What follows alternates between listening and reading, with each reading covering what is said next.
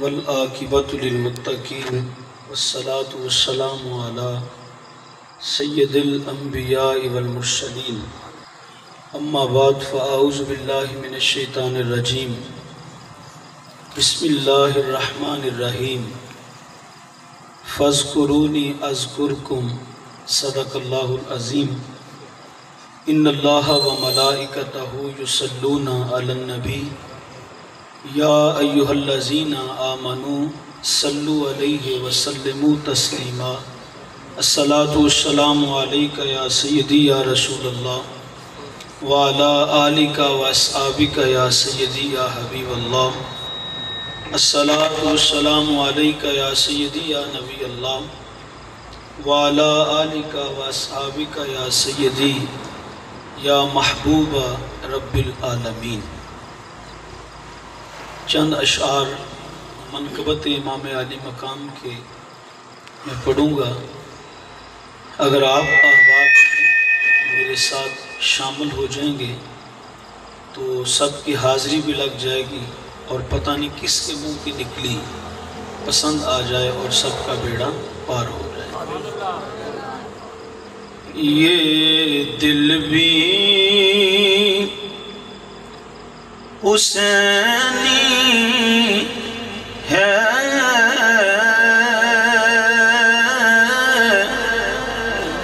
یہ جان بھی حسینی ہے، یہ دل بھی حسینی ہے،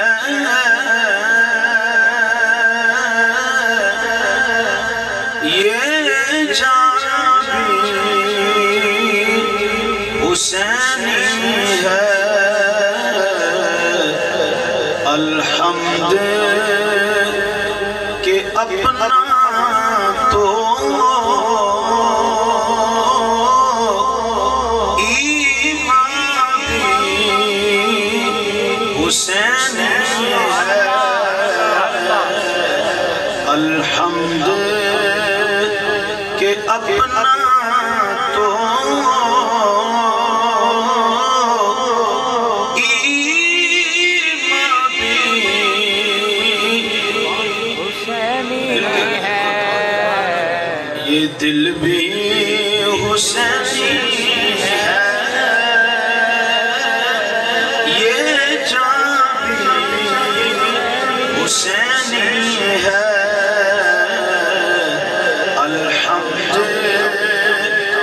اپنا تو ایمان بھی اور رونق ہے مساجد میں،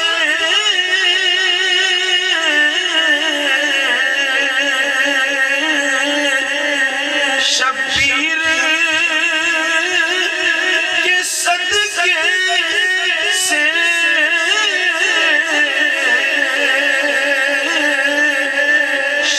آزان بھی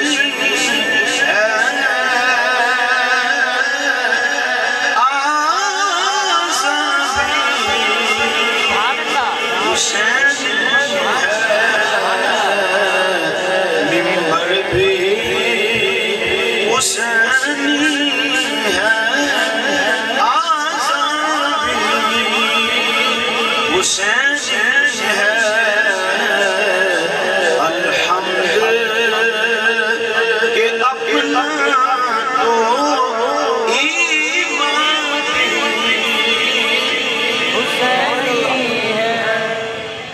نسلوں سے غلامی کا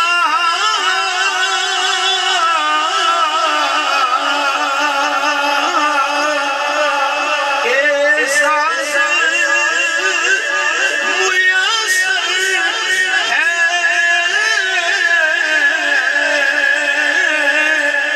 احساس میسر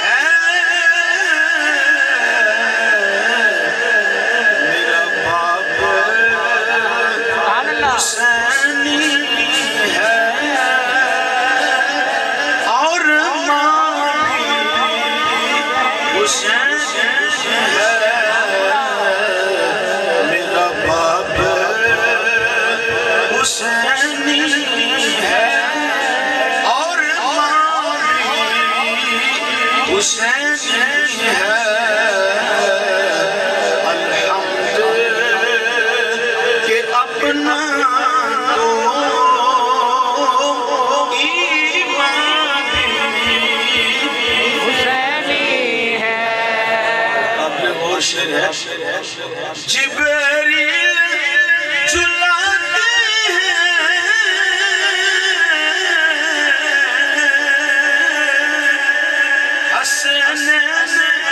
کے جھولے کو حسن کے جھولے کو لگتا ہے کہ آقا دربار بھی حسین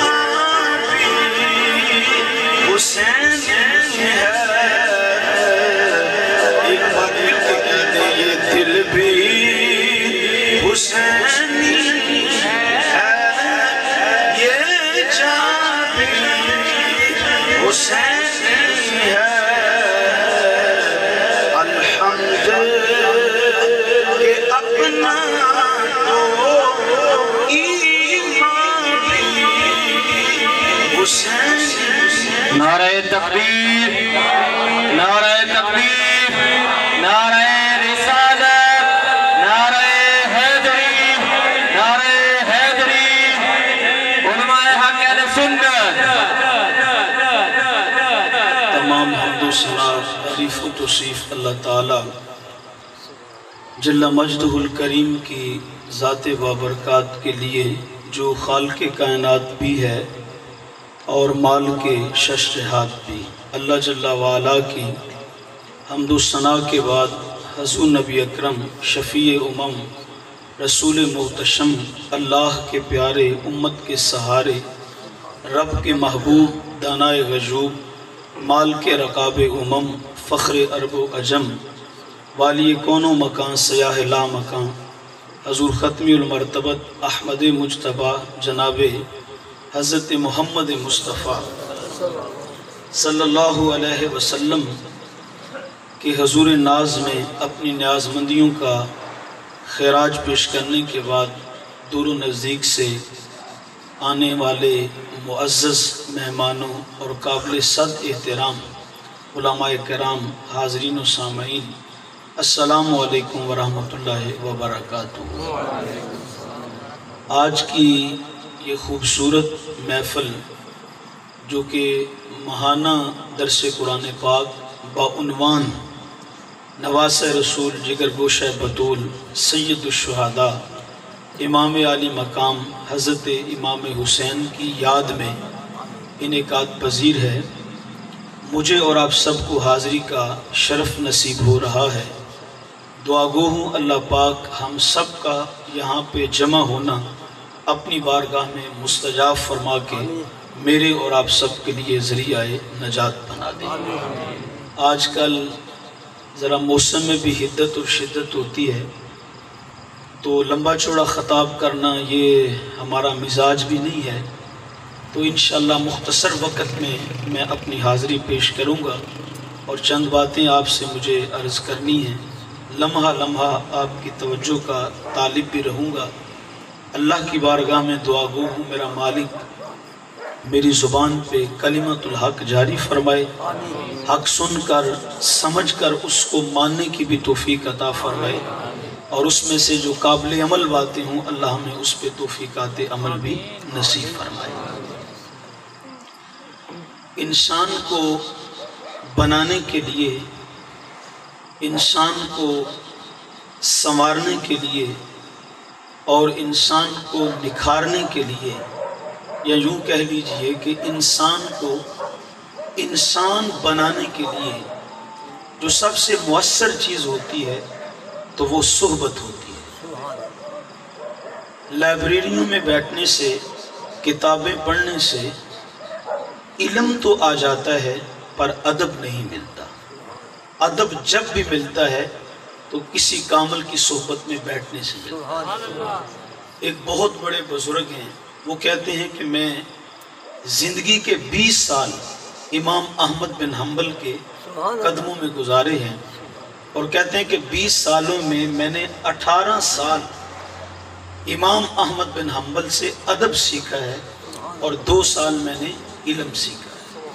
اور بعض میں فرمایا کرتے تھے کہ وہ جو 2 سال علم سیکھا ہے میں سوچتا تھا کہ کاش کہ وہ بھی میں نے ادب ہی سیکھ لیا۔ تو یار یہ ادب کیا ہے؟ اچھے اخلاق ہوں، اچھی عادات ہوں، اچھا کردار ہو، انسان کے اندر اچھی خوبیاں آ جائیں، یہی ادب کا دوسرا نام ہے۔ تو یہ جو اچھی عادات بنتی ہیں، اچھا اخلاق بنتا ہے، بندے کا اچھا کردار بنتا ہے، تو یہ کتابوں کے پڑھنے سے نہیں بنتا بلکہ کسی مرد کامل کی نظر سے بنتا۔ اس لیے کسی نے کہا تھا یک زمانہ صحبت با اولیاء، یک زمانہ صحبت با اولیاء بہتر از 100 سالہ طاعت بے ریا۔ کہنے والے نے کہا کہ ایک کامل انسان کی، اللہ کے ولی کی ایک لمحے کی جو صحبت ہے اس میں کتنا کمال ہے، وہ انسان کو کہاں پہنچا دیتی ہے۔ تو کہا 100 سالہ طاعت بے ریا، کہ 100 سال کی بے رعایا عبادت اور 100 سال کی نمازیں، 100 سال کے روزے، 100 سال کے سجدے، 100 سال کی عبادت انسان کو وہاں نہیں پہنچاتی ہے جہاں کسی مرد کلندر کی ایک لمحے کی صحبت انسان کو پہنچاتی ہے۔ اچھا توجہ کا طالب ہوں، میں اپنی تمہید کو زیادہ لمبا چوڑا نہیں کروں گا، بس مختصر سی تمہید باندھ کے اپنے مضمون کی طرف اور اپنے پیغام کی طرف بڑھنا چاہوں گا۔ اب آپ کی توجہ کا طالب ہوں، یار اگر ایک ولی کامل کی صحبت کا یہ کمال ہے کہ ایک لمحے کی صحبت انسان کو 100 سال کی بے رعایا عبادت سے آگے لے جاتی ہے، جب ایک ولی کامل کی صحبت کا یہ کمال ہے تو پھر آپ بتائیے کہ مولا علی کی صحبت کا کمال ہے۔ یہ تو ولی کی صحبت کہا گیا ہے کہ اس کی ایک لمحے کی صحبت انسان کو 100 سال کی عبادت سے آگے لے جاتی ہے، تو پھر ایمان سے بتاؤ کہ مولا علی کی صحبت کا کمال کیا ہو۔ اب اس سے بھی آگے بڑھنا چاہوں گا، پھر یہ بتاؤ کہ نبی کی صحبت کا کمال کیا، اور پھر جو نبیوں میں بھی سب کے تاجدار بن کر آئے، جو قائد المرسلین بن کر آئے، جو سید المرسلین بن کر آئے، تو پھر ایمان سے بتاؤ میرے محبوب کی صحبت کا کتنا کمال۔ دیکھیے صحابی کسے کہتے ہیں؟ صحابی کی ڈیفینیشن کیا ہے؟ صحابی کی تعریف کیا ہے؟ جو ایمان کی حالت میں ایک لمحے کے لیے جس کو یار کی صحبت میسر آ جائے اس کو صحابی کہتے ہیں۔ ایک لمحے کے لیے ایمان کی حالت میں جس کو حضور کی صحبت میسر آ گئی تو وہ کون ہو گیا؟ صحابی ہو گیا۔ اور صحابی کا مقام کیا ہے؟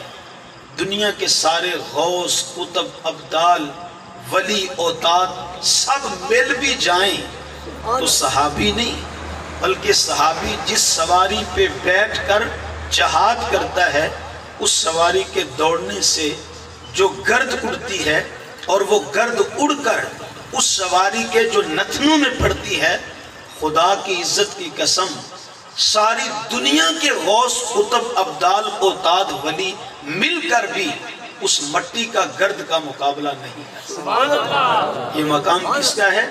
सहाबी का है।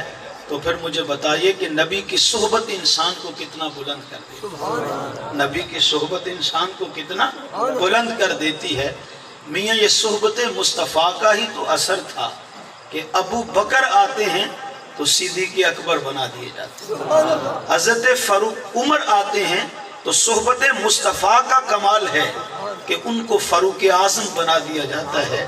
अगर हज़रत उस्मान आते हैं तो इसी सोहबत का कमाल है कि उनको शर्म व हया का पैकर बना दिया जाता है। मेरे महबूब की सोहबत में ये असर है कि मौला अली आते हैं तो उन्हें शुजाअतों का, बहादुरियों का जो है वो निशान बना दिया जाता है।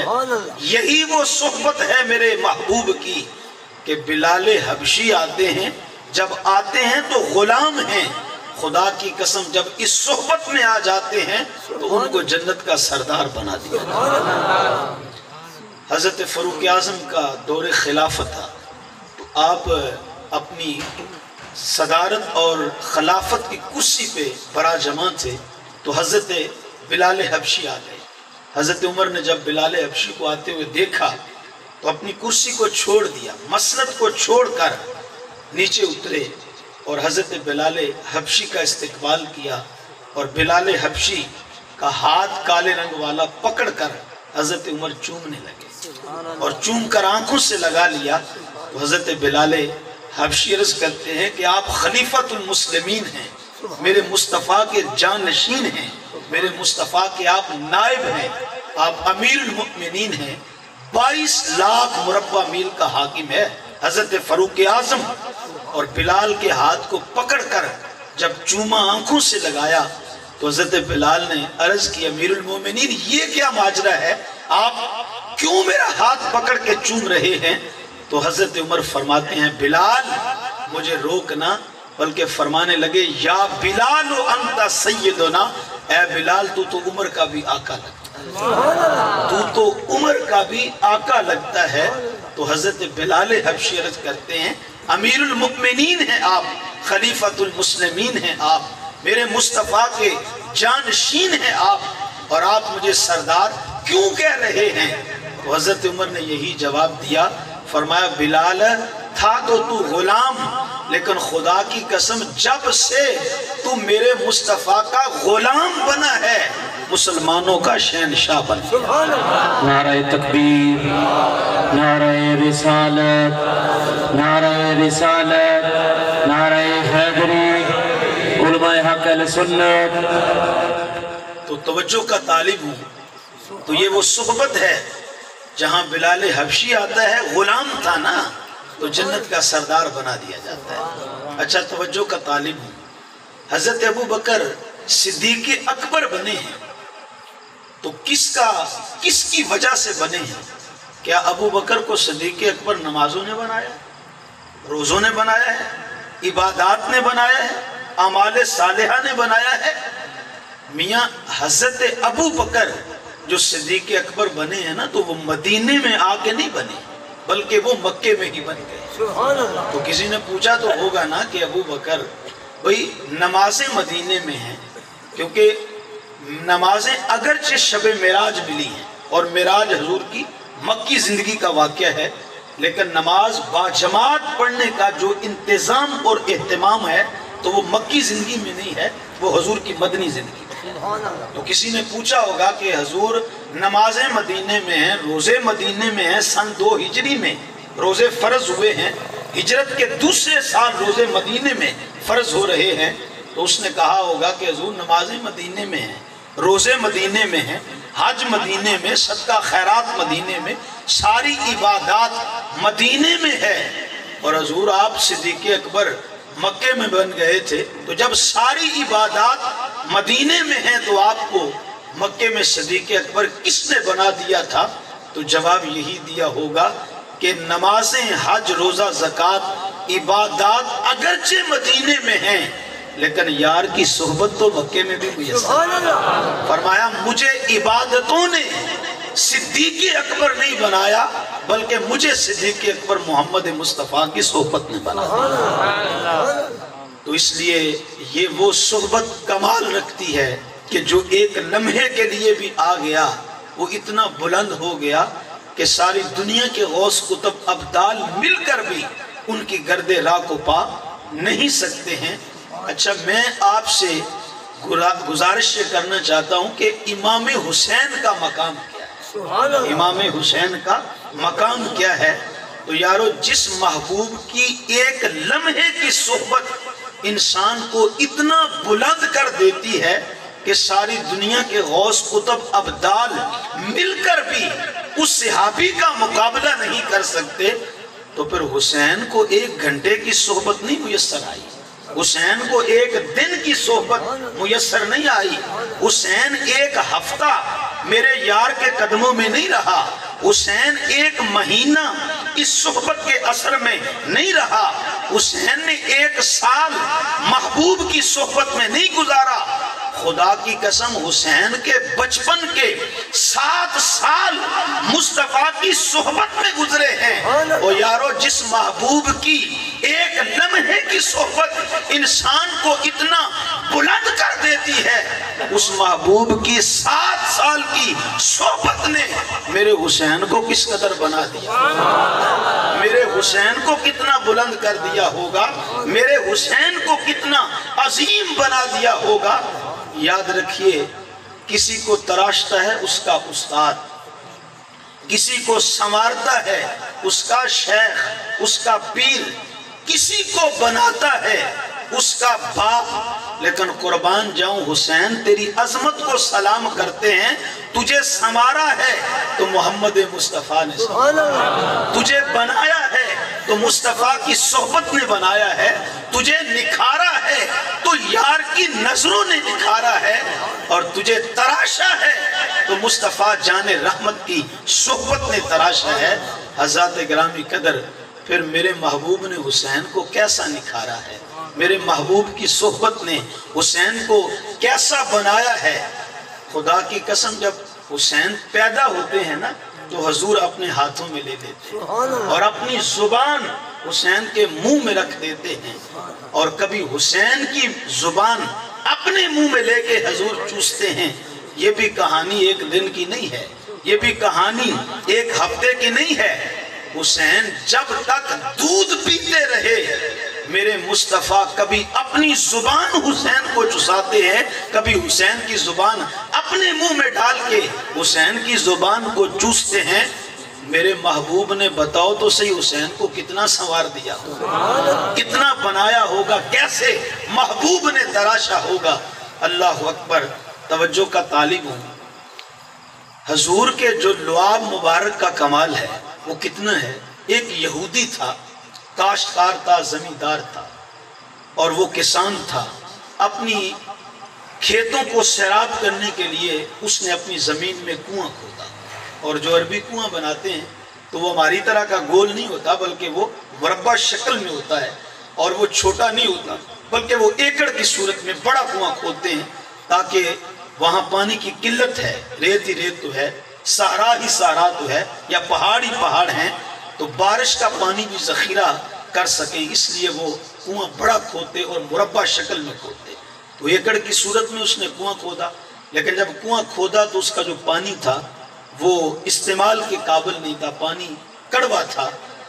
تو جب اس نے دیکھا کہ کنویں کا پانی ٹھیک نہیں ہے، کڑوا ہے، تو دوڑا ہوا حضور کی بارگاہ میں اور آ کے عرض کرتا ہے، یا رسول اللہ، میں نے کنواں کھودا ہے، میں ایک زمیندار ہوں، کاشتکار ہوں، کسان ہوں، تو سرکار اس کا پانی کڑوا ہے، پینے کے قابل نہیں ہے، تو حضور اگر آپ میرے کنویں کا پانی میٹھا کر دیں تو میں وعدہ کرتا ہوں میں آپ کا کلمہ پڑھ کے آپ کا غلام بن جاؤں۔ میرے محبوب نے فرمایا یہ ہمارے لیے کون سا مشکل کام ہے۔ حضور نے فرمایا چل مجھے اپنے کنویں پہ لے چل۔ اب حضور یہودی کے ساتھ چلے، اس کے کنویں پہ آئے تو میرے محبوب نے اپنے لعاب مبارک کے چند قطرات نکالے اپنے دہن مبارک سے اور یہودی کے کنویں میں ڈال دیے. فرمایا لے ہم نے تیرے کنویں کے پانی کو میٹھا کر دیا. اچھا اس نے لپ بھر کے نا چیک کیا تو پانی میٹھا ہے. حضور نے فرمایا بھی اپنا وعدہ پورا کر, تو نے کہا تھا پانی میٹھا ہو گیا تو آپ کا کلمہ پڑھ لوں گا, پڑھ میرا کلمہ, اپنا وعدہ پورا کر. اس نے کہا حضور بس 2 لمحوں کے لیے رک جائے, میں ابھی آیا. اچھا وہ اپنے کنویں کی دوسری نکر پہ گیا, چونکہ کنواں تو پورا قلعے میں تھا, پورے ایکڑ میں تھا, تو جب دوسری نکر پہ جا کے پانی کو چیک کیا تو پانی وہاں بھی میٹھا ہے. پھر وہ تیسری نکر پہ گیا, وہاں سے چیک کیا پانی تو پانی وہاں بھی میٹھا ہے. اس نے جگہ جگہ سے پانی کو چیک کیا, جہاں سے پانی چیک کرتا ہے پانی میٹھا ہے. واپس حضور کے قدموں میں آ کے عرض کرتا ہے یا رسول اللہ پانی تو میٹھا ہو گیا ہے لیکن میں ایک بات نہیں سمجھ سکا. حضور نے فرمایا کیا نہیں تیری سمجھ میں آئی؟ کہا کہ حضور آپ نے اپنے لعاب کے چند قطرے, چند ذرات اس نکر پہ ڈالے ہیں لیکن میری عقل میں بات نہیں آ رہی. اتنا بڑا کنواں ہے, اتنا زیادہ پانی ہے, تو لعاب کے چند قطرے ذرے یہاں ڈالے ہیں تو سارے کنویں کا پانی اچانک میٹھا کیسے ہو گیا؟ دیکھو نا یہ بوتل ہے پانی کی, اس میں 1/2 لیٹر پانی ہے, تو اس کو آپ میٹھا کرنا چاہیں تو ظاہر بات ہے 2 یا 3 سپون اس میں شکر یا اس میں چینی ڈالیں گے, 2-3 چمچ ڈالیں گے چینی کے تو یہ میٹھا ہو جائے گا. اور اگر آپ ایک جگ شربت بنانا چاہیں, پانی کا پورا جگ میٹھا کرنا چاہیں تو پھر 2-3 چمچ سے کام نہیں چلے گا, پھر تو آدھی پیالی چینی ڈالنا پڑے گی. تو جس قدر پانی بڑھتا چلا جائے گا تو شکر اور چینی کی تعداد بھی اس کو میٹھا کرنے کے لیے بڑھانی پڑے گی. اور عرض کرتا ہے یہودی یا رسول اللہ اتنا بڑا کنواں ہے اور لعاب کے چند ذرات پھینکے یہاں ہے, پانی یہاں میٹھا وہاں میٹھا, سارا اچانک پانی میٹھا کیسے ہو گیا؟ حضور میری عقل میں بات نہیں آتی, میری سمجھ میں بات نہیں آ رہی. میرے حضور نے فرمایا تیری سمجھ میں یہ بات آ بھی نہیں سکتی, تیری سمجھ میں یہ بات آ بھی نہیں سکتی. حضور کیوں؟ حضور نے فرمایا ابھی تو نے میرا کلمہ جو نہیں پڑھا, ابھی تو نے میرا کلمہ جو نہیں پڑھا, ابھی تو کافر ہے. کافر کو کیا خبر کہ نبی کا مقام کیا ہوتا ہے, کافر کو کیا خبر کہ نبی کا مقام کیا ہوتا ہے, نبی کی پاور کتنی ہوتی ہے, نبی کی طاقت کا عالم کیا ہوتا ہے. حضور نے فرمایا یہ تو میرا کلمہ پڑھ, پھر تجھے پتا چلے گا کہ رب نے اپنے یار کو کتنی پاوریں عطا کی. یہاں رک کے میں معذرت کے ساتھ آپ کی توجہ کا طالب ہوں اور عرض کرنا چاہتا ہوں, ویسے ان جنگلی دتوروں کو بھی سوچنا تو چاہیے نا جو کلمہ یار کا پڑھتے ہیں اور پھر یہ کہتے ہیں کہ جس کا نام محمد یا علی ہے وہ کسی چیز کا مالک و مختار ہی نہیں ہے. نادانو پتہ نہیں تم نے کیسے یہ کہہ دیا, تم کہتے ہو کسی چیز کا مالک و مختار نہیں ہے. میرے امام نے کہا خالق کل نے آپ کو مالک کل بنا دیا, خالق کل نے آپ کو مالک کل بنا دیا. دونوں جہاں ہیں آپ کے قبضہ و اختیار میں. یہ اپنے جیسا سمجھتا ہے, یہ طاقتیں نہیں مانتا, کلمہ بھی پڑھتا ہے. اور میرے محبوب نے تو فرمایا یہ کافر ہے جو نبی کی طاقتوں کو نہیں جان سکتا. جو محمد کا غلام ہوتا ہے وہ تو سمجھ جاتا ہے کہ نبیوں کا مقام کیا ہوتا ہے. نبی تو نبی رہا, حضور کا غلام تو یہ بھی جانتا ہے کہ جو خدا کا ولی بن جاتا ہے اس کا مقابلہ کوئی نہیں کر سکتا. تو پھر جو نبی ہے اس کی شان تو وراء الورا ہو. میرے حضور اللہ اکبر قبلہ فرمایا کرتے ہیں ڈٹھے ورق قرآن دے پھول سارے, ڈٹھے ورق قرآن دے پھول سارے. تیری شان جیا نہیں کوئی ہور ڈٹھا جڑا تیری شان دا کرے مقابلہ. انہوں عاشقاں اصلی چور ڈٹھا, کوئی نور آکھے کوئی بشر آکھے, پہندہ رات دینے اے ہو شور ڈٹھا. اللہ والیاں گل مکا چھڑی تساں ہور ڈٹھا اساں ہور ڈٹھا. بات یہ ہے کہ وہ حضور خطیب الاسلام نے بھی کہا, فرمایا تھا, انہوں نے فرمایا کہ نادانو تمہیں وہ محبوب حلیمہ کی بکریوں کے پیچھے تو چلتا نظر آتا ہے، پر معراج کی رات جبریل کے سدرہ کے مقام پہ جبریل سے آگے جاتا ہوا نظر نہیں آتا۔ اور اقبال نے کہا تھا تم نے یوسف کو کنویں میں دیکھا تو کیا دیکھا، تم نے یوسف کو کنویں میں دیکھا تو کیا دیکھا، ارے ناداں جو مطلق تھا مقید کر دیا تم نے۔ تمہاری نگاہ ابھی اسی پیڑی ہے کہ بھائی یوسف کے آئے تھے، یوسف کو لائے تھے، کنویں میں پھینک کر وہ چلے گئے ہیں۔ اقبال کہتا ہے ذرا نگاہ اٹھا کر دیکھ، وہی یوسف جس کو کنویں میں پھینکا گیا تھا آج وہ مصر کا بادشاہ بھی بنا، آج وہ مصر کا بادشاہ بھی بنا بیٹھا ہے۔ حضرات گرامی قدر، تو یہ اپنے اپنے مزاج کی بات ہوتی ہے، اپنے اپنے خمیر کی بات ہوتی ہے، اپنے اپنے ایمان کی بات ہوتی ہے۔ اللہ اکبر۔ لیکن قربان جاؤں سنیوں تمہارے عقیدے پہ اور تمہارے ایمان پہ کہ ہم تو نبی رہے، ہم تو اللہ کے ولیوں کو عظمت و شانوں والا مانتے ہیں، ہم تو کہتے ہیں کہ ولیوں جیسا کوئی نہیں ہے۔ ہماری نظر میں پھر ولی کا اتنا مقام ہے تو نبیوں کا مقام کتنا؟ سبحان اللہ۔ تو حضور نے فرمایا بھی تو نے ابھی کلمہ نہیں پڑھا، اس لیے تجھے خبر نہیں کہ نبی کا مقام کتنا ہوتا ہے۔ اس نے عرض کی یا رسول اللہ لیکن سمجھائیں تو صحیح نا کہ لعاب کے چند ذرے ہیں اور آپ نے ڈالے یہاں ہیں، پورے کنویں کا پانی میٹھا کیسے ہو گیا؟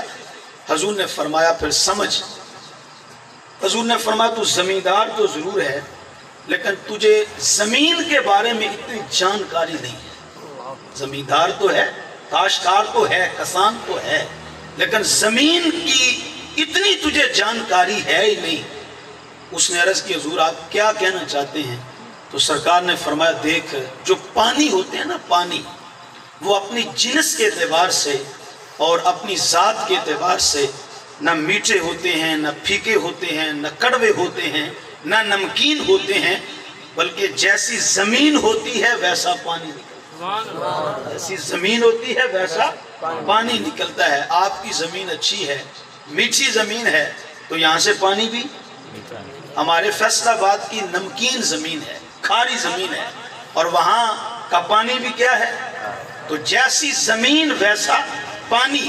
تو میرے محبوب نے فرمایا اب تیرا یہ سوال کہ میرے لعاب کے چند ذرات نے ڈالے یہاں ہیں، پورے کنویں کے پانی کو کیسے میٹھا کر دیا، کیسے بدل دیا ہے؟ تو میرے محبوب نے فرمایا مجھے قسم ہے اس رب کی جس کے قبضے میں میری جان ہے، خدا کی قسم میرے لعاب کے چند ذرات نے صرف تیرے کنویں کے پانی کو نہیں بدلا، بلکہ میرے لعاب کے چند قطرات، چند ذرات نے خدا کی قسم پورے مدینے کی زمین کو بدل کے رکھ دیا، پورے مدینے کی زمین کو بدل کے رکھ دیا ہے۔ توجہ کا طالب ہوں، یہ وہی لعاب ہے نا جو غار ثور میں ابو بکر کی ایڑی پہ لگتا ہے، وہ فوراً زہر جاتا رہتا ہے، یہ وہی لعاب ہے نا جو خیبر کے موقع پہ مولا علی کی آنکھوں پہ لگتا ہے تو فوراً شفا مل جاتی ہے۔ یہ لعاب، یہ کمال لگتا ہے، اگر یہودی کے کنویں میں پڑے تو چند قطرے جو ہیں وہ سارے مدینے کی زمین کو بدل کے رکھ دیتے ہیں۔ اور میاں جس محبوب کے لعاب کے چند ذرات اور قطرات میں اتنا اثر ہے، جب اس محبوب نے اپنی ساری زبان حسین کے منہ میں رکھی ہوگی اور حسین کی زبان اپنے منہ میں رکھ کر اس کو چوسا ہوگا، کبھی اس کی زبان چوسی، کبھی اپنی زبان حسین کو چوسائی ہوگی، ایمان سے بتاؤ میرے مصطفیٰ نے حسین کے اندر کو کتنا سنوار دیا، حسین کے اندر کو کتنا پاکیزہ کر دیا ہوگا، حسین کو کتنا بنا دیا ہوگا، حسین کو کتنا نکھار دیا ہوگا۔ بات لمبی نہ ہو جائے، مجھے بار بار گرمی کا بھی احساس ہے اور آپ کا ذوق سبحان اللہ، لیکن بات یہ ہے کہ اتنا لمبی گفتگو نہیں کروں گا کہ آپ تنگ ہو جائیں۔ بس میں اختتام کی طرف بڑھ رہا ہوں۔ اچھا یار حسین کو بنایا کس نے؟ میرے محبوب نے۔ حسین کو سنوارا کس نے ہے؟ میرے محبوب نے۔ حسین کو نکھارا کس نے ہے؟ میرے محبوب نے۔ اور توجہ کا طالب ہوں، مقام اپنا اپنا ہے، مرتبہ اپنا اپنا ہے۔ حضرت ابو بکر صدیق کا مقام اپنا ہے، اصحاب پیغمبر کا مقام اپنا ہے، نبی کی اہل بیت کا جو مرتبہ ہے وہ اپنا ہے، لیکن توجہ کا طالب ہوں، جو محبوب کی صحبت حسین کو ملی ہے نا، خدا کی قسم وہ کسی اور کو نہیں ملی۔ جو حسین کو صحبت مصطفیٰ ملی ہے وہ کسی اور کو نہیں ملی ہے۔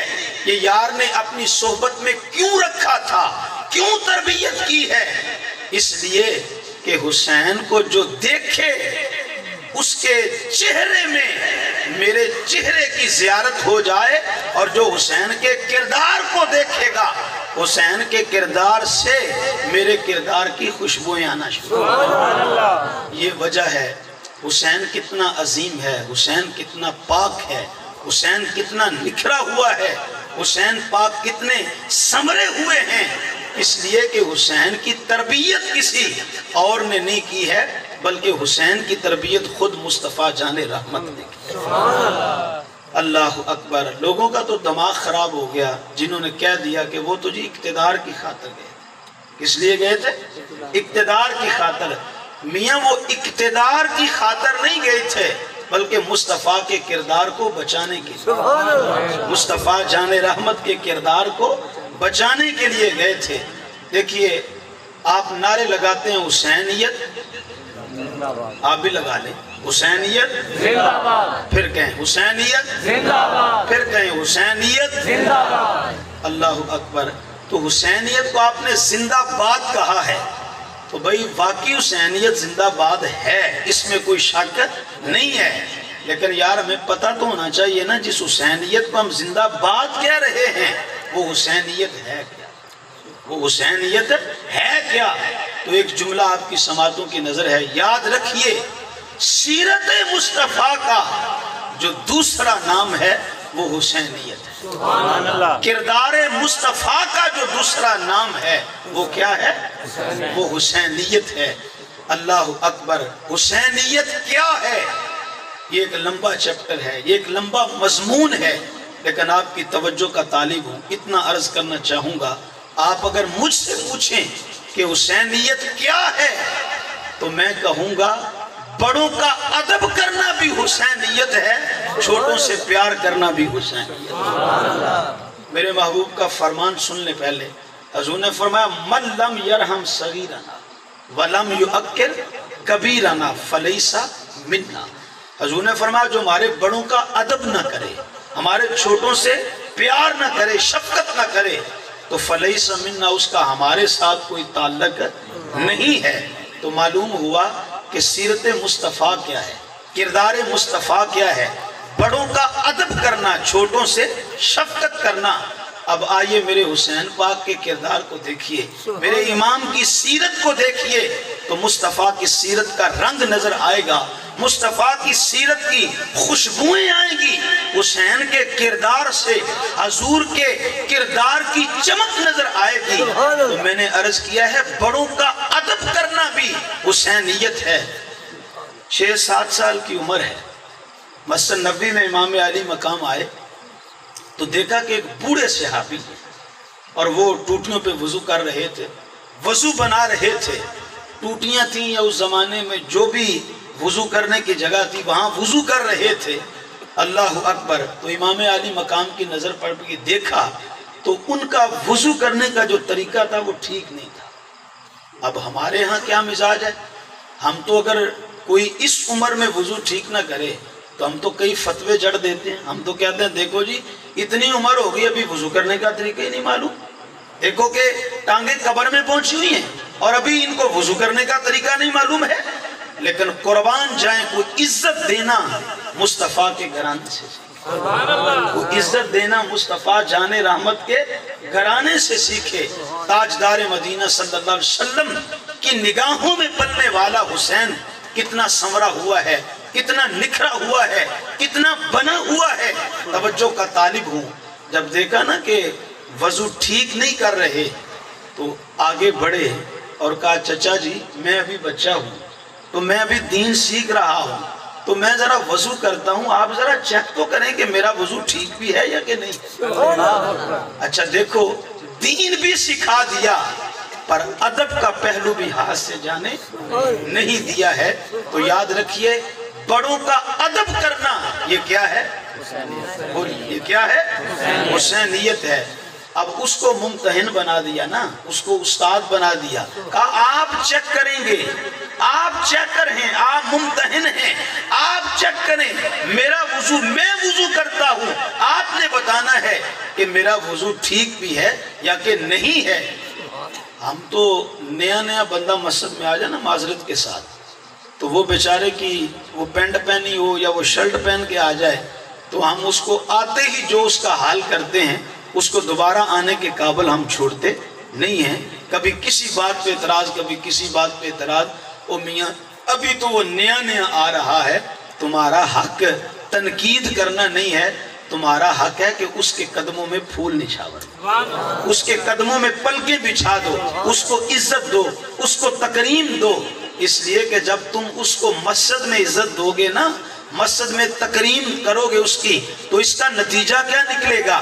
وہ جب کبھی کل پرسوں ترسوں بازار میں جائے گا نا، چوک میں جا کے بیٹھے گا، وہاں لوگ اس کا مذاق اڑائیں گے، وہاں اس کی جب تذلیل ہونے لگے گی، وہ وہاں نہیں بیٹھے گا، وہاں سے اٹھے گا، کسی اور جگہ نہیں جائے گا، سیدھا مسجد میں آئے گا۔ جب اس کو یہ معلوم ہوگا میاں دنیا والے عزت نہیں دیتے، جب بھی انسان کو عزت ملتی ہے تو اللہ کے گھر میں مسجد کے اندر ملتی ہے۔ تو ایمان سے بتاؤ پھر وہ مسجد میں آئے گا کہ نہیں آئے گا؟ اور امام غزالی فرماتے ہیں ہم تو جب کوئی پہلا نمازی بھی ہے تو ہم کہتے ہیں یہ تو مشایخ الحدیث نظر آنا چاہیے، یہ تو مفتی نظر آنا چاہیے، اس کو تو سارا دین مکمل اس کو معلوم ہونا چاہیے۔ امام غزالی فرماتے ہیں ہر عمل پہلے ریاکاری ہوتا ہے، ہر عمل پہلے ریاکاری ہوتا ہے، پھر وہ عادت بنتا ہے، فرمایا پھر جا کے وہ عبادت بنتا ہے۔ پھر جا کے کیا بنتا ہے؟ پہلے ریاکاری، پھر وہ عمل عادت، پھر جا کے وہ کیا بنتا ہے؟ عبادت بنتا ہے۔ تو میاں آپ کو کس نے اختیار دے دیا کہ وہ پہلی بار آیا ہے آپ نے فتوے جڑنے شروع کر دیے کہ تیری تو نماز ہی نہیں ہوئی، تیرا تو لباس ہی ٹھیک نہیں ہے؟ او میاں اس کو پیار دو، اس کو عزت دو، اس کو آرام سے بٹھاؤ، اس کو سمجھاؤ۔ جب اس کو عزت دو گے نا تو پھر وہ دوبارہ بھی چل کے خود آئے گا۔ تو میں توجہ کا طالب ہوں، میرے امام نے کہا چاچا جی ذرا میرا وضو تو چیک کرو، میں وضو کرتا ہوں میرا وضو ٹھیک بھی ہے یا کہ نہیں ہے۔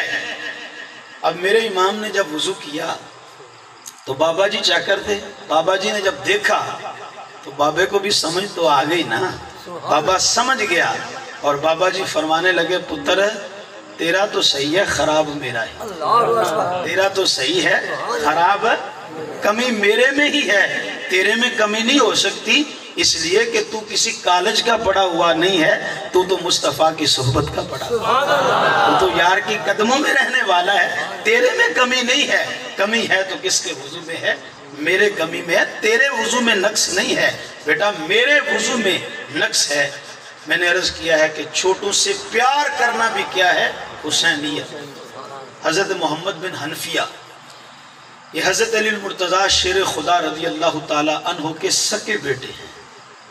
جب حضرت بی بی پاک سیدہ پاک سلام اللہ علیہ کا وصال ظاہری ہوا، انتقال پر ملال ہوا، اللہ اکبر، تو اس کے بعد مولا کائنات نے نکاح کیا، تو پھر باقی ازواج میں سے ایک زوجہ سے حضرت محمد بن حنفیہ حضرت علی المرتضیٰ کے صاحبزادے پیدا ہوتے ہیں۔ جب وہ بڑے ہوئے تو کسی بات پہ حضرت امام حسین کے ساتھ شکر رنجی ہو گئی، کسی بات میں حضرت محمد بن حنفیہ کی اور حضرت امام علی مقام کی شکر رنجی ہو گئی۔ جب شکر رنجی ہوئی تو حضرت محمد بن حنفیہ کو احساس ہوا کہ میں یہ کیا کر بیٹھا، میں نے امام کے ساتھ شکر رنجی کر دی ہے، اللہ اکبر، مولا کے ساتھ شکر رنجی کر دی ہے۔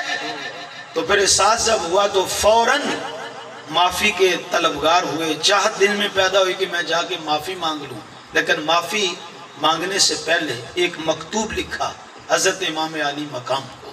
اس مکتوب میں کیا لکھا تھا؟ کہا کہ مولا بات یہ ہے کہ میں خود چل کے آ جاتا، میں خود چل کے آ جاتا، دل کر رہا ہے کہ میں چھوٹا ہوں، بڑے بھائی سے آ کے معذرت کر لوں، بڑے بھائی کے آ کے قدم پکڑ لوں اور معافی مانگ لوں، لیکن کیا کروں؟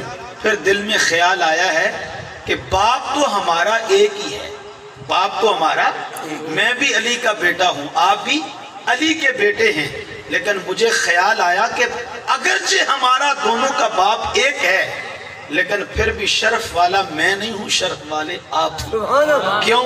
اس لیے کہ باپ اگرچہ ایک ہے لیکن شرف والے آپ ہیں، اس لیے کہ میری ماں عام ہے، عام آپ کی ماں وہ ہے جو مصطفیٰ جان رحمت کے جگر کا ٹکڑا ہے۔ تو کہا حضور شرف والے آپ ہیں۔ پھر خیال آیا کہ میں اگر چل کے آ گیا تو کہیں شرف مجھے نہ مل جائے، میں یہ چاہتا ہوں کہ شرف والے آپ ہیں اور شرف آپ کے ہی پاس رہے، شرف والے آپ ہیں اور شرف آپ کے ہی پاس رہے۔ اللہ اکبر۔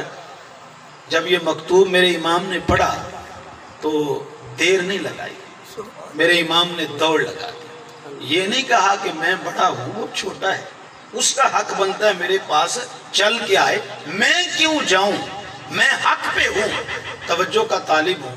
کبھی ہم ساری زندگی اس سوچ پہ گزار دیتے ہیں اور بڑے تقدس معاف رشتے ہم چھوڑ دیتے ہیں، ہم کہتے ہیں جی وہ جھوٹا ہے میں سچا ہوں، میں حق پہ ہوں، میں بڑا بھی ہوں، حق پہ بھی ہوں، اس کو چل کے آنا چاہیے۔ دیکھو میرے مصطفیٰ کی سیرت کیا ہے، حسینیت کیا ہے، حسین پاک کا کردار کیا ہے، چھوٹا ہے، کہتا ہے میں نہیں آؤں گا، آپ چل کر آئیں۔ میرے امام نے دیر نہیں لگائی، میرے امام نے دوڑ لگا دی اور آ گئے، آگے بڑھ کر اپنے چھوٹے ویر محمد بن حنفیہ کو سینے سے لگا لیا۔ تو میں نے عرض کیا ہے بڑوں کا ادب کرنا بھی حسینیت ہے، چھوٹوں سے شفقت کرنا بھی حسینیت۔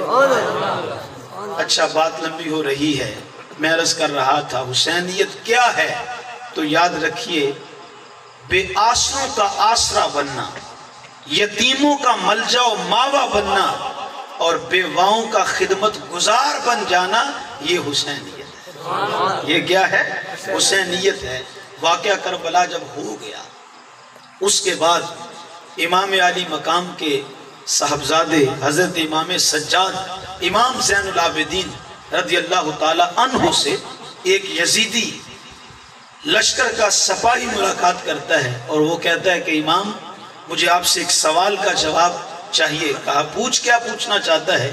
کہا پوچھنا یہ چاہتا ہوں کہ جب کربلا میں ہم نے آپ کے والد کو شہید کیا اور سر کاٹا تو ہم نے اس کے بعد ان کی جب قمیض اتاری تو میں نے دیکھا کہ امام کے جسم پہ تلواروں کے بھی زخم ہیں اور نیزوں کے بھی گھاؤ ہیں اور جو ہے وہ اس کے ساتھ ساتھ تیروں کے بھی نشان ہیں، لیکن ہم نے تیر مارے تھے وہ نشان تو سمجھ میں آتے ہیں، تلواروں سے حملہ آور ہوئے تھے وہ زخم تو سمجھ میں آتے ہیں، نیزے جھبوئے تھے وہ جو ہیں وہ نیزوں کے نشان بھی سمجھ میں آتے ہیں، لیکن امام زین العابدین اتنا بتاؤ کہ ہم نے آپ کے باپ کو باندھا تو نہیں تھا، لیکن جب ہم نے حسین کی قمیض اتاری تھی تو امام علی مقام کے کندھوں کے اوپر رسیوں کے نشان تھے۔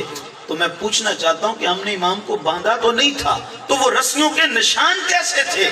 جب یہ سوال کرنے کی دیر تھی میرے امام زین العابدین کی ہچکی بن گئی، رو پڑے اور فرمانے لگے نادانو تم نے میرے باپ حسین کو کربلا میں تو دیکھا ہے لیکن میرے باپ حسین کو تم نے محبوب کی گلیوں میں مدینے کی گلیوں میں نہیں دیکھا۔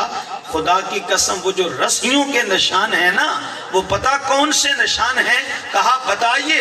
کہا خدا کی قسم مدینے کے اندر وہ یتیم، وہ بیوائیں اور وہ بے آسرا لوگ جن کے گھروں کا کوئی پانی بھرنے والا نہیں تھا، خدا کی قسم میرا باپ حسین جب تک مدینے میں رہا ان بیواؤں کے گھروں کے پانی بھرا کرتا تھا، یہ ان پانی کے مشکوں کے رسیوں کے نشان ہیں۔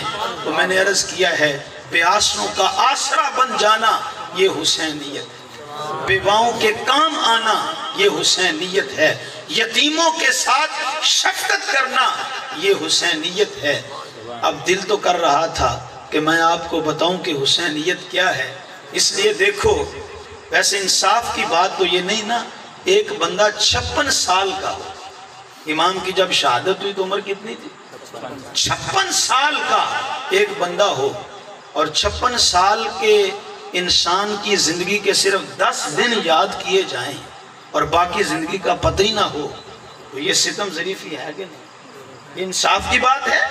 میاں ایک بندہ 56 سال کا ہے اور اس کے کربلا والے 10 دن تو بیان کیے جائیں لیکن باقی زندگی کا پتہ ہی نہ ہو، تو پھر یہ بھی تو انصاف نہیں ہے۔ تو میں آپ کو عرض کرنا چاہتا ہوں کہ میرے حسین کا بچپن بھی بے مثال ہے، میرے حسین کا لڑکپن بھی بے مثال ہے، میرے حسین کا شباب بھی بے مثال ہے، خدا کی قسم میرے حسین کا مدینے میں رہنا بھی بے مثال ہے، میرے حسین کا کربل میں جانا بھی بے مثال ہے۔ حسین کی 56 سالہ زندگی کی جو سیرت پاک ہے، آپ کی سیرت کے جس پہلو کو بھی چھیڑیں گے تو حسین تمہیں نکھرا ہوا نظر آئے گا، حسین تمہیں مکمل کامل اور اکمل نظر آئے گا۔ خدا کی قسم حسین کو جس سیرت کے پہلو سے بھی دیکھو گے تو میرا حسین تمہیں سنورا ہوا نظر آئے گا، اس لیے کہ حسین کو کسی اور نے نہیں سنوارا، حسین کو کسی اور نے نہیں نکھارا، خدا کی قسم حسین کو نکھارا ہے، بنایا ہے، سنوارا ہے، تراشا ہے تو مصطفیٰ جان رحمت کی صحبت، سبحان اللہ، حضور کی صحبت نے تراشا ہے۔ تو آؤ، ایک تو یہ ہے کہ آپ لوگوں کو بتائیں کہ ہم حسینی ہوتے ہیں، تو حسینیت بتلانا اور چیز ہے، پر حسینی بن کر دکھانا یہ اور میٹر ہے، یہ اور چیز ہے۔ تو جب تک ہم حسینی بن کر نہیں نہ دکھاتے لوگوں کو تو اتنی دیر تک معاشرے میں بھی انقلاب آ سکتا نہیں ہے۔ آج پھر حسین کی ضرورت ہے، اور صرف مسلمانوں کو نہیں، خدا کی قسم حسین کو تو، حسین کی تو پوری انسانیت کو ضرورت ہے، جس لیے غذا ضروری ہے، جس طرح لباس ضروری ہے، اسی طرح کائنات والوں کے لیے حسین بھی ضروری ہے، حسین کا کردار بھی جو کیا ہے ضروری ہے۔ لو بات کو ختم کرتا ہوں، ایک بات سن لیں۔ جب یہاں پہ انگریز حکومت کرتا تھا تو اس وقت کی بات ہے، پھر ظاہر بات ہے یہاں کے لوگوں نے تحریک آزادی جو چلی پاکستان بننے سے پہلے، ہندوستان پر جب برے صغیر پہ انگریز حکومت کرتا تھا تو پہلے اس آزادی کی بات ہے، یہ تو بعد میں آزاد ہوا پاکستان، لیکن انگریز سے آزادی حاصل کرنے کے لیے جب تحریکیں چلی تو ان میں مسلمان بھی تھے، ان میں سکھ بھی تھے، ان میں ہندو بھی تھے۔ تو ایک ایسی ہی اس تحریک آزادی کے لیے جب تحریک چلی آزادی کی تو ایک جلسہ جلوس تھا، ایک ریلی نکلی تھی جس میں مسلمان بھی ہیں، سکھ بھی ہیں، ہندو بھی ہیں۔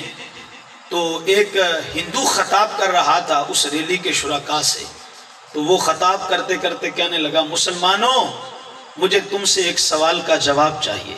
مسلمانوں کا پوچھئے، کہا یہ بتاؤ کہ 13 صدیاں گزر گئیں، تم نے دوبارہ کوئی حسین کیوں نہیں تیار کیا؟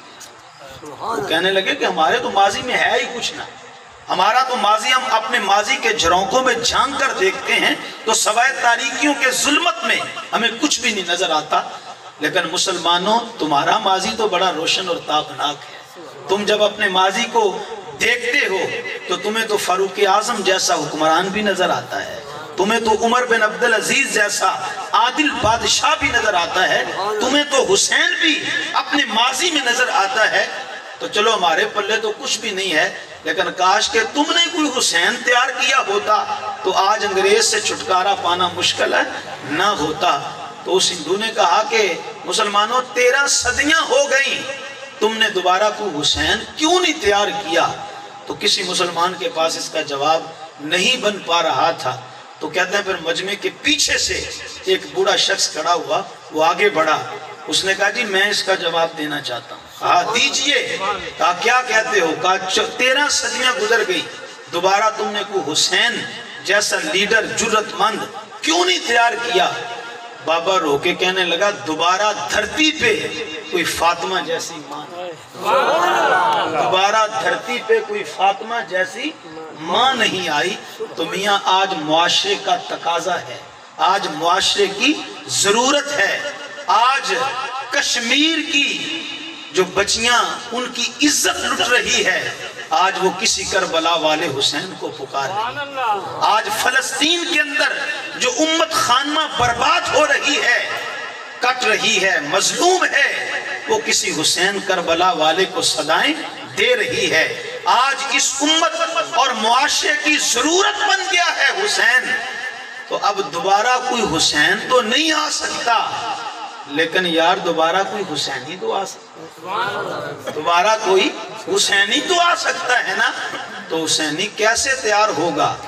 صرف حسین کے نام کی محفلیں سجانے سے، صرف اس کے نام کا لنگر پکانے سے، اس کے نام کی نظر نیاز بانٹنے سے؟ نہیں نہیں، حسینی صرف محفلوں سے تیار نہیں ہوگا، بلکہ حسینی اگر تیار کرنا ہے تو سر سے لے کے پاؤں تک تمہیں حسینی بن کر دکھانا بھی ہوگا، حسینی کردار کو اپنانا بھی ہوگا۔ اور جب ایک بھی حسینی آ گیا نا تو پھر اس امت کے وہ بانک پن کا دور ہوگا، اس امت کے عروج کا دور ہوگا۔ اللہ تبارک و تعالیٰ کی بارگاہ میں دعا گو ہوں، اور یہی میرا پیغام ہے۔ میں تو کہا کرتا ہوں آج بھی حسین کربلا سے اس امت کو صدا دے رہا ہے، اس امت کو پیغام پہنچا رہا ہے۔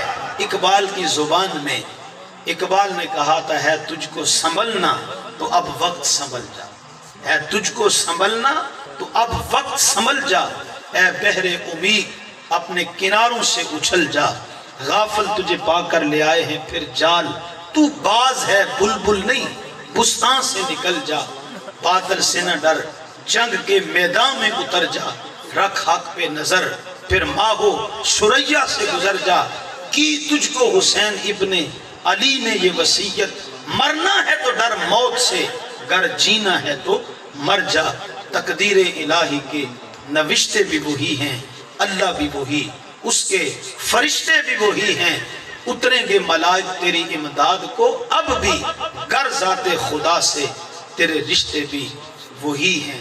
وہ کسی نے کہا تھا دل کے ارمانہ پورے ہوئے تھے ابھی، دل کے ارمانہ پورے ہوئے تھے ابھی، یہ غضب ہو گیا کہ سحر ہو گئی۔